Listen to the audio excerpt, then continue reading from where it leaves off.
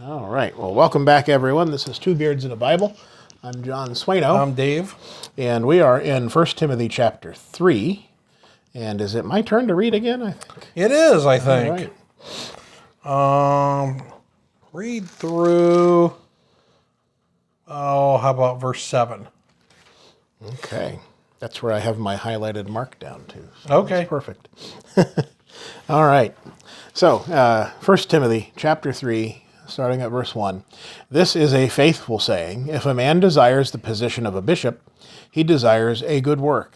A bishop then must be blameless, the husband of one wife, temperate, sober-minded, of good behavior, hospitable, able to teach, not given to wine, not violent, not greedy for money, but gentle, not quarrelsome, not covetous. One who rules his own house well, having his children in submission with all reverence. For if a man does not know how to rule his own house, how will he take care of the church of God? Not a novice, lest being puffed up with pride he fall into the same condemnation as the devil. Moreover, he must have a good testimony among those who are outside, lest he fall into reproach and the snare of the devil. Okay. I think we've talked about some of these things. Maybe we haven't talked about it before. Yeah, I think we've touched on it, I think. Touched on it. I've said this probably to a bunch of people that, I look at the qualifications of elders and deacons, or especially we'll just talk about elders first. There's two different types of qualifications, right? That's the way I look at it. So there's some technical qualifications, and then there's some qualifications about the person's personality. Right. So that's the two different. So he speaks about two different types of things here. Yeah.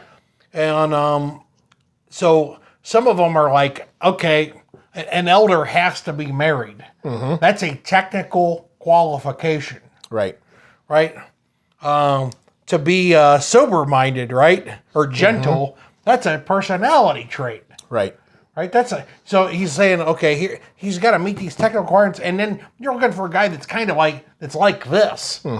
This is the kind of guy you're looking for. Right.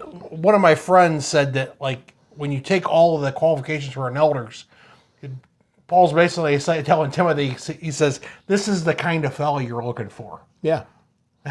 Yeah. Yeah. And they're connected.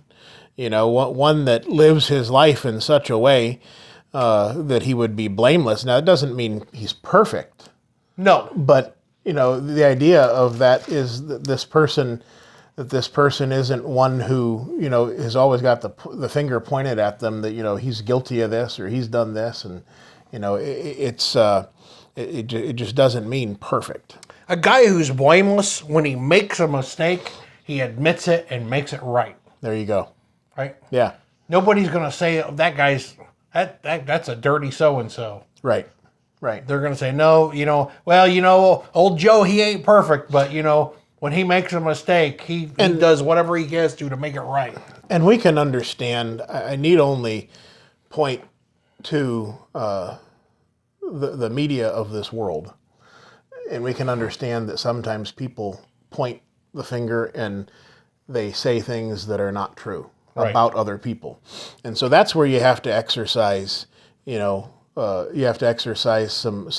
good judgment. You have to know this person. Yeah. You have to, and if you know this person and someone points the finger at them and you're like, no, I don't think so. That's like if someone were to come to me and say, that Dave Tenney, he came over and stole every one of my chickens. He took my car and my wife too. I would look at him and say, nah, I don't think so. I'm glad you feel that way about me. Because I would maybe the chickens. I would know that those things were not truthful. Right. And that's one of the things that plays out also in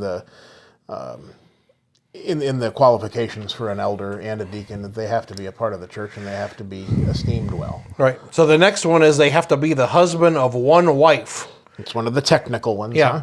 So they have to be married. Yeah. And they have to be married. The way I take it is they have to be married once. That's that one wife thing. You know.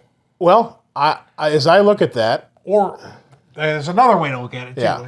You look at. Tell me what you think. well, what is marriage? Obviously, it's a it's- contract between you and a woman and God And when does it end? at death Right. or adultery. So if a person is married and their spouse dies, then they are no longer married So they can't be an elder. at that point in time. I agree with that. If they become married again, and they are the husband of one wife at a time. In fact, that idea of, as I understand it, that idea of being the husband of one wife means that they're a one-woman man. Yeah. And so it is. I believe it's speaking negatively against polygamy, which would have been very Right. common in that time.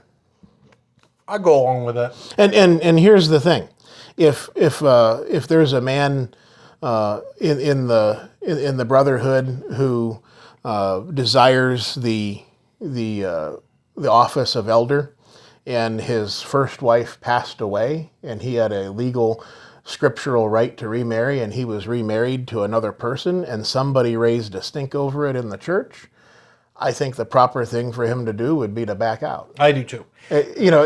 Because this may be a place where I'm pretty comfortable with this idea of being the one woman man, being that you're not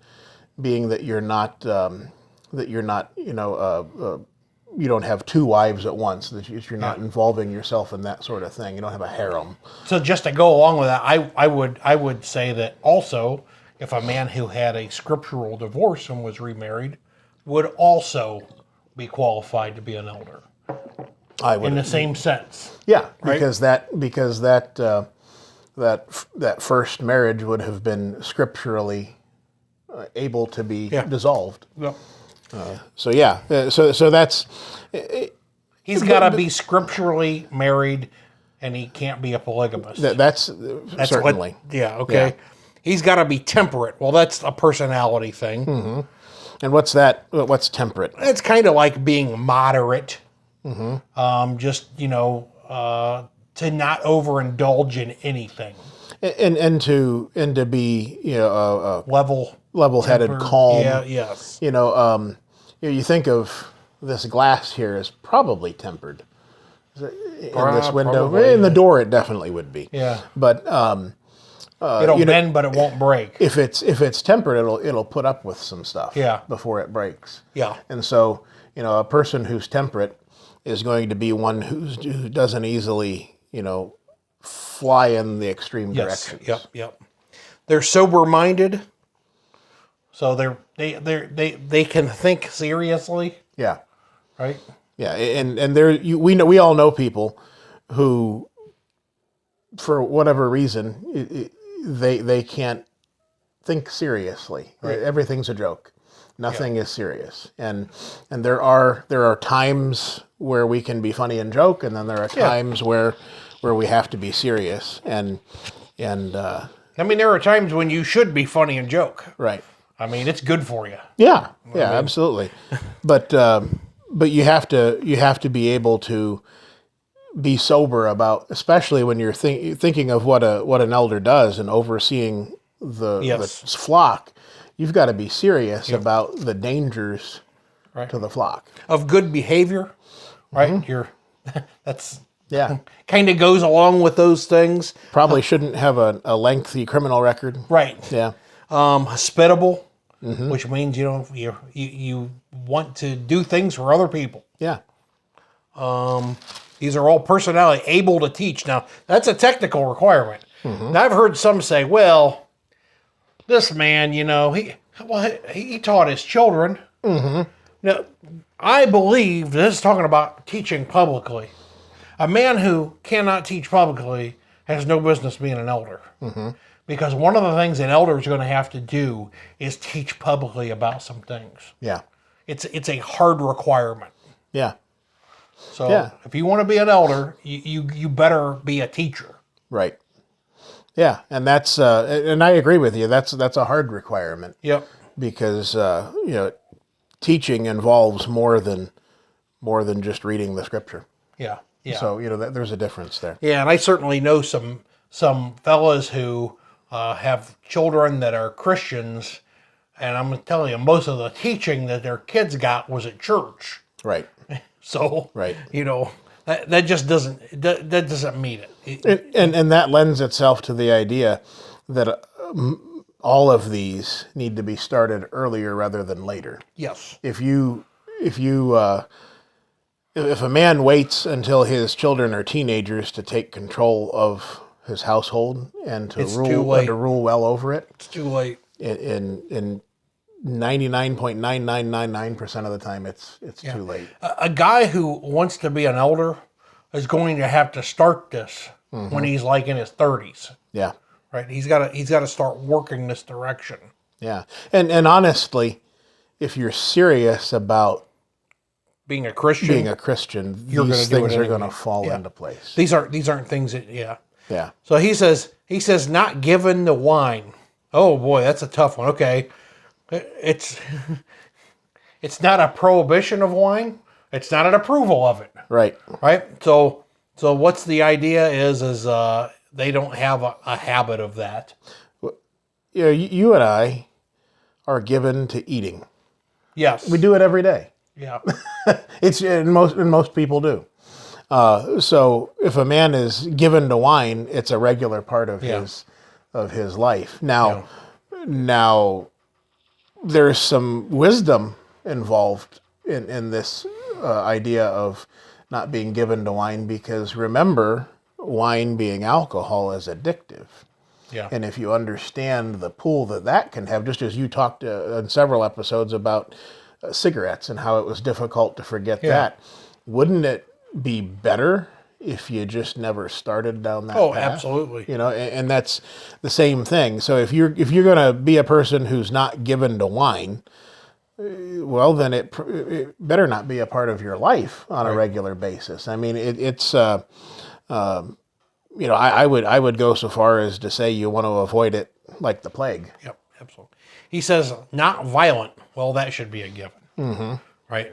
You're not going to be sober-minded and temperate if you're violent. Mm-hmm. Not greedy for money. All right, so that and it's hard to be hospitable if you're greedy for money. Right. Right. Those are two things that work against each other. Right. So and the idea, thinking of greedy for money, is that what rules your mind? Right. Exactly. It's when you think of, we can all think of people that we've seen on television, the financial gurus and so on. I think it's safe to say most of them, their first goal is to make a buck everywhere. Yes. And that, if it doesn't make me money, I don't do it. You hear people say that sort of a thing, and that can't be the attitude of someone desiring this office. Right. He says, not greedy for money, but gentle, not quarrelsome. Mm-hmm.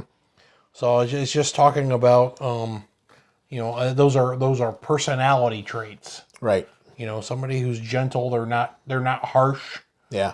They're not quarrelsome. They're not trying to start fights. Yeah. You ever known anybody that liked to fight?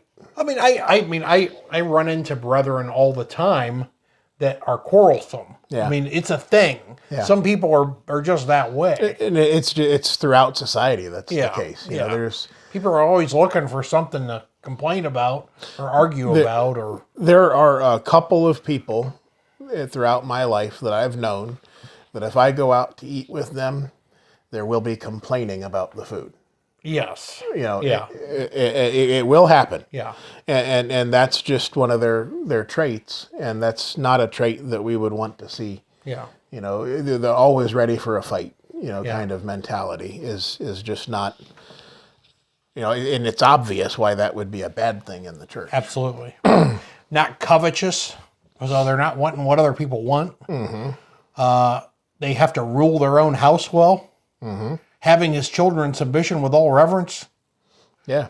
So, And that doesn't mean perfect children. That's one of the things that I'm thankful that I haven't experienced this to a great degree. But if you're going to be out front as a preacher, or if you are an elder, people are going to hold, whether you like it or not, and whether they mean to or not, they're going to hold you to some,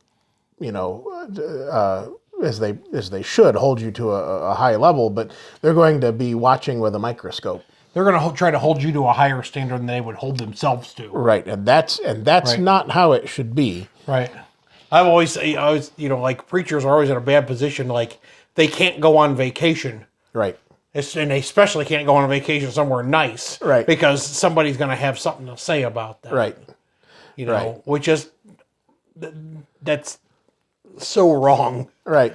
But as I think I've heard you say this, and I think it's, I think there's some wisdom in it. Is when you're thinking about perhaps paying a preacher, and you're going to ask a man to come and work with a group of people, that their salary should be commensurate with the brethren, that they're among. Yeah. And you are, when you think about it, the preacher is nothing. He's a saint just like anybody else. He's a member of the church, and he's standing up there to proclaim the gospel on a regular basis. But in reality, he's just the same as everybody else. And the same is true for an elder, although the elder does have a calling there, or a standard they have to stand up to, and they have to be a little bit more watchful. They have a more difficult job. Yeah. As it goes, but but nonetheless, we need to make sure that we're not being unfair to the families of these people. Absolutely. And that and again, the ruling your children well, or ruling your own house well, having children in submission, that starts again very early. Right. So one of the requirements for being an elder, a technical requirement, is they have to have children. Mm-hmm. That's not plural. Right. Right. Some will try to say, well, they have to have more than one child. I have heard that argument before. That's somebody who doesn't understand the scriptures. Yeah. If that were true, it says, fathers, train your children. Well, I guess if I have one child, I don't have to do anything, right? Because I don't have children. Right. Well, people would look at that and say, well, no, that's not what that means. Well, then it can't mean this different things in different places. I saw it illustrated, or heard it illustrated one time, and I thought it was a good way to do it. You think of a person that has one child, and they go to maybe they're applying for something, and on the application it asks, do you have children? That person with one child is going to say yes. Yes, we have exactly. children, and so we overthink it. The concept is that this person will have had the ability to raise children, and they have a track record as far as that goes. Yeah. And there is a lot of similarity between raising children and watching over the church, because you're looking out for a lot of the same things. I've heard it said, they were like, well, it has to be more than one, because God, here's what I've heard, because God put that in there because he knows that in a congregation there are all different kinds of personalities, and you got to be able to deal with different kids and understand how to deal with different personalities in order to shepherd the flock. Okay, maybe there's some logic there, but the problem is the Bible doesn't say that. Maybe that's why there's a plurality of elders, because everyone comes from a different... Exactly, yes. And that's... There is a plurality of elders. Yeah. But one child, you're good. And again, I would say that if I were in the situation and I have 3 children, and if someone were to say, well, that's not enough to be a plurality, you need 4, then then I would say, okay, well, take me out of the... Yeah. Well, yeah. People get hung up on some of these things. I mean, So it says, not a novice, lest being puffed up with pride, he fall into the same condemnation as the devil. So, you're not looking for somebody who was just converted 6 months ago. Right. Hopefully, well, not a novice means they've been a Christian for 10 plus years at least, right? We need look no further than working in retail or fast food, where if you're breathing and you're willing, you become a manager. Yeah. I think I was a novice for about 15 years. Yeah. I'm just looking at my own growth as a Christian. Yeah. That's where I was at. Well, I can think back to the time when I started, teaching people to drive. I started in college with a driving school, and it wasn't very long after that the man who was in charge got sick and could no longer work, and he tapped me as his successor and said, "Make John the manager." And so there I was, having been a driving instructor for about 2 years as a manager. And while I don't think I did a horrible job, as I look back, I realized that I probably wasn't ready for all that yet. Right. So that there's something to be said for some experience. And this is more important than a secular job. Absolutely. So Yeah. that's... Yeah, and you have to be one who's got his ducks in a row, at least in understanding the scriptures. Why not be a novice? He says, lest being puffed up with pride, he fall into the same condemnation as the devil. Mm-hmm. A novice, and they become a leader over the Lord's church, and they're still drinking milk. Mm-hmm. Right. And they're not ready for that. Right. They don't even understand really what it means to be a Christian yet. Right. Which takes quite a bit of time. Right. Right. That's a process. And things will pop up. If you put yourself out there as an elder, and you are overseeing a flock, there will be things that pop up. I consider myself to be really fortunate in that the group that I labor with and that I work with is they're pretty nice to me. Yeah. And things, I couldn't be happier with that. But still, things do come up, and difficult questions and difficult situations do come up that you have to deal with, and you have to be. You can't be ready for that if you just opened the Bible for the first time last week. Absolutely. So this last one, he says, moreover, he must have a good testimony among those who are outside, lest he fall into reproach and the snare of the devil. I think that has to do, along with being blameless, the same kind of idea. Yeah. So those are the things it talks about the bishops, the elders, all the same office. I don't know if it's worth even mentioning, but I'm going to. Here at the end of verse 7, talking about the snare of the devil, it kind of makes me think back to First Timothy chapter 1, and when it talks about Hymenaeus and Alexander, who were delivered to Satan that they may learn not to blaspheme. And I kind of think that, that idea of being taken over by your own desires, that really kind of lines up with the idea of the snare of the devil. It's the trap that Satan catches a lot of people in. Let's talk about deacons. It says, likewise, deacons must be reverent, not double-tongued, not given to much wine, not greedy for money, holding the mystery of the faith with a pure conscience. But let these also be first tested, then let them serve as deacons, being found blameless.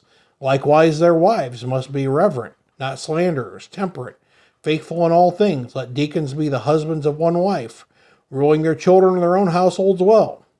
For those who have served as deacons obtain for themselves a good standing and great boldness in the faith which is in Christ Jesus.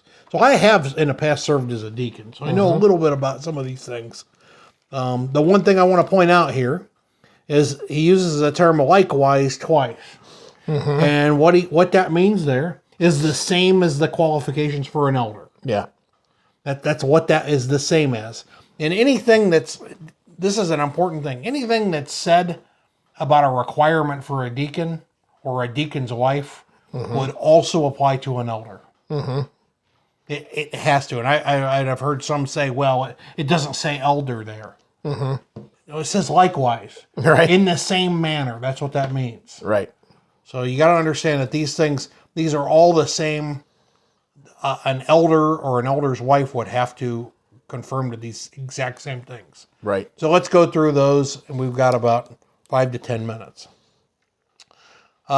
Deacons must be reverent. What's that mean? Yeah, that would be serious, giving God the glory, Yes, understanding where the authority is. You standing before the Lord and proclaiming His word. There's a weight to that. Yeah. He says not double-tongued, so not somebody who says one thing to one person and a different thing to another person. Wishy-washy. Yeah. Oh, yeah. Here's a big benefit of being a deacon. Now, elders not to be given to wine, but deacons not to be given to much wine. Right. There's a big difference there. Right. And I think that lends itself, still to that idea where, there's a danger there. Yes, absolutely.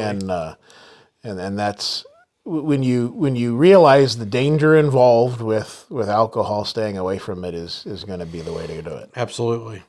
Not greedy for money. We talked about it's the same. He says holding the mystery of the faith with a pure conscience. Mm-hmm. Right. So basically, having a complete faith in the gospel and teaching it correctly. Yeah, I would say that that you're fully convinced. Yeah, that's a great way to. You're not sitting there wondering, "Am I saved?" Right. You're fully convinced because you're well studied. Now, deacons are not they don't have a requirement to be teachers. That's one big difference. They don't have this requirement to all of these gentle, quarrelsome, all of those things, because sometimes there are guys who they have certain talents and they could do a great work as a deacon, but maybe there's some situations maybe they not be the best in. Yeah. And I think that's why there's a little bit lesser requirement for Right. deacons. This idea of them being tested, let them serve as deacons being found blameless. Let first be tested and then let them serve as deacons. And that's I think that's an important, I see that more important now than I did in the past. You have people that will come among you, and I know I've been in this situation where I've thought, well, this person's doing quite well, and I think that they would be good for this office, and I'd start looking in my own mind, at least thinking, maybe this person would be good for this office, and over time, you get to know them, and I've seen it to where people then quickly fall away. Those who I was thinking, well, he's doing well. So you have to know the person. You can't just say, well, from what I can see, you have to know who this person is, because you're nonetheless, even though they're not quite the same as an elder, they're still doing an important work for the brethren and can cause some havoc. Yeah, absolutely. He says, then let them serve as deacons being found blameless. Mm-hmm. So the testing has to do with them being blameless. Yeah. Likewise, their wives, right?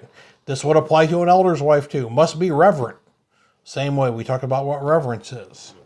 Let me see. They need to be not slanderers.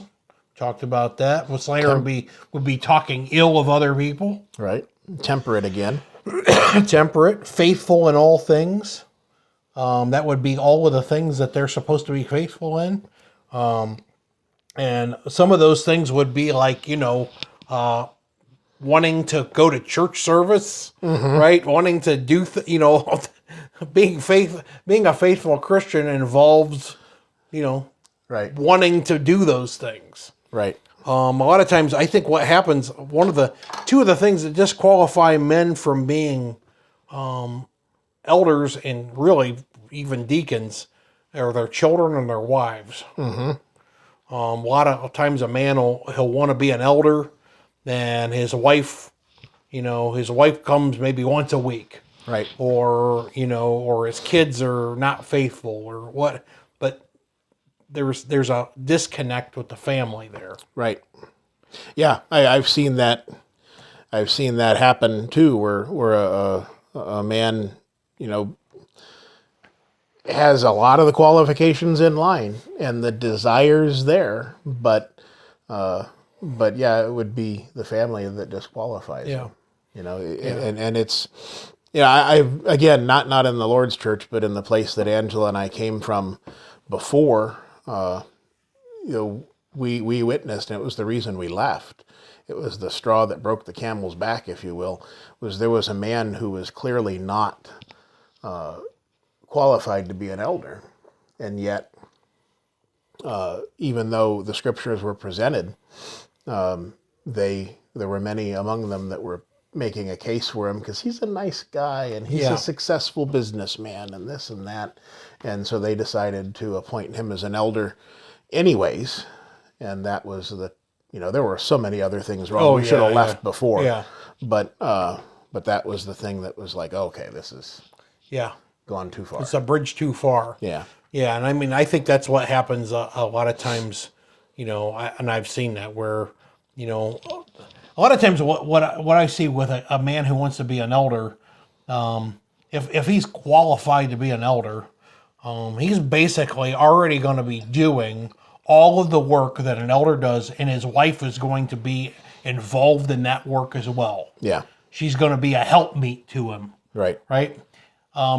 A guy who wants to be an elder and he's not doing those things, he isn't qualified to be an elder. Right. He's not ready to be one, and he hasn't got his household in order. Right. So he's got to work on that. It doesn't mean he can't be an elder, but he's got to work that direction. Right. Same way with a guy who wants to be a deacon. You gotta get your let deacons be the husbands of one wife, ruling their children and their households well. Right. Dude, you gotta do that. Right. And I know of some men who have served in these offices who did not do these things. Yeah. For those who have served well as deacons obtain for themselves a good standing and great boldness in the faith which is in Christ Jesus. Just to simply state that when these things are evident, when these things are there, it's very evident. Yes, there's the no brethren question. know it; they can see it. Yeah, And it's you have to trust the scriptures when it comes to these things. yeah. I think that's if you're looking for a man that's going to be an elder, he's already going to be doing the work of an elder Right. before he's appointed. Right. That's a guy that meets their requirements. Right. If you think you're going to appoint some guy and he's going to grow, obviously he's going to grow, but Right. if he's not doing all the basic things already, Yeah. he's not ready. The desire to let's say he has the desire to be an elder, but he's not married, but he has a desire to get married someday, and he has a desire to raise his children well. That's not enough. That's there has not to enough. be the proven track record. Right, and if a man's married and he's not got his family where they need to be, then that's the first thing he's got to work on. Yeah. Right. Yep. Absolutely. And these things, again, these are maybe if you haven't studied these things, maybe these things sound strange to you, but I just ask you to really think about these things from an honest place in your heart, because it is the Word of God. It's authoritative. I know there's this guy named Jordan Peterson who wrote this book called 12 Rules for Life. Yeah. And the first rule is clean your room. Yeah. Okay, so what's the idea? You can't expect to make any sort of changes in whatever situation you're in unless you have your personal life in order. Mm-hmm. All right, so it's the same way in the Lord's church that you have to have your family situation in order first. Yeah. Right? You got to rule your own household well first. Then Right. you can start working on all these other things. Right. Because you can't do it the other way. I think what happens is guys try to do it the other way around. Yep. They're trying to do all the things except their kids aren't faithful. Their wife's not really all the way in, Yeah. and they think that they're qualified because they're doing some of the other things. Yeah. Yeah, you got to get your house in order. And I can't, I know that we both can speak from things we've seen in the past that, and how important it is to continually work on those things, with your family and so on, because how many times have we seen somebody who, their children were raised up in the church and everything looked to be on the right track, and then all of a sudden, something happens, an influence outside, gets to the child, and before you know it, they're gone. Yeah. And I don't know how many times I've seen Christian families, and that the husband didn't have the household in order, and at the first opportunity, them kids are gone. They're never there again. They never darken, and it's because that man was not ruling his household correctly. Right. That's a big part of it. Right. And that's, it's something that I think I mentioned this a few weeks ago, that I came to realize at one point in raising my children, especially one of my sons that was especially precocious at times, that I was being a little too rough. Yeah. And I had to change tactics with him. And it makes me think about, the Lord's love for his people. He wants every one of his children to be successful. Right. And that love that sometimes you need to hear the hard stuff. The guy that baptized me, I needed his finger pointing in my face. I needed the harsh words. Other people don't need as much of that harshness. Yeah. And, but anyways, the love of God towards the church is very similar to that love of a parent towards a child. And we have all sorts of parallels that we see throughout the scriptures. Absolutely. With that. But men, you want to be an elder, you got to start at home first. Yeah. Yep. Start early. Start early and start often. Right. Vote early and vote often, right? All right. Well, that's 37 minutes. Oh, my word. So I guess we're probably done. Yeah.